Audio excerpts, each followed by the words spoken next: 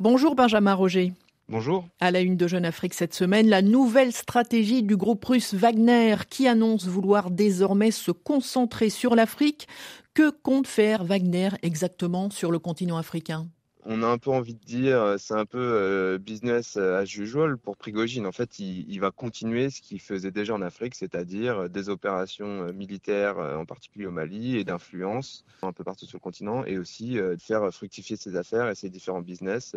Il y a effectivement tout un système d'accaparement des richesses en Centrafrique, au Mali, au Soudan, en Libye, donc dans plusieurs pays du continent. Et nous en venons à présent au Mali, Benjamin Roger. La situation est très tendue dans le nord du pays et le chef de la junte, Assimi Goïta, a envoyé sur place un émissaire à Kidal.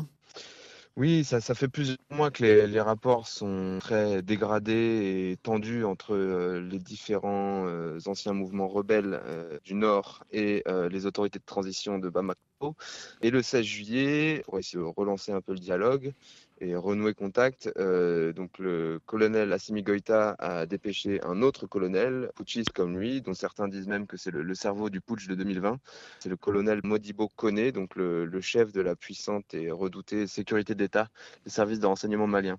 Et donc le 16 juillet, le colonel Koné est allé à Kidal pour rencontrer des représentants des différents mouvements signataires de l'accord d'Alger pour discuter avec eux, essayer de renouer contact. Et d'après nos informations, ce qui est ressorti de cette réunion notamment est le fait que les mouvements signataires ont obtenu du colonel Koné la libération d'une vingtaine de leurs membres qui avaient été arrêtés ces derniers mois. Ce qui laisse entrevoir de nouvelles avancées. C'est ce que pensent certains. Les relations étaient tellement tendues et mauvaises ces derniers mois que le simple fait que le colonel Koné se rende comme ça à Kidal pour discuter avec eux peut être pris comme un signe de dégel.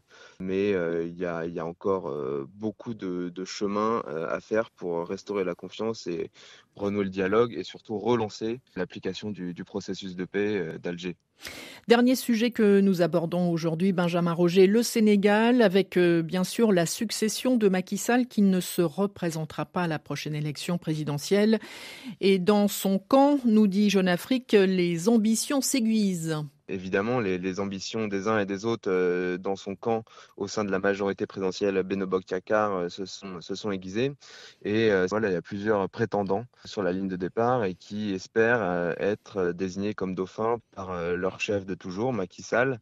Donc il y a différents noms qui circulent et en particulier celui de l'actuel Premier ministre, Amadou Ba, qui est présenté un peu comme le favori des pronostics. Mais voilà, les discussions, on imagine en ce moment, vont bon train du côté de Dakar pour savoir qui sera choisi pour porter les couleurs du camp présidentiel en 2024. Merci Benjamin Roger.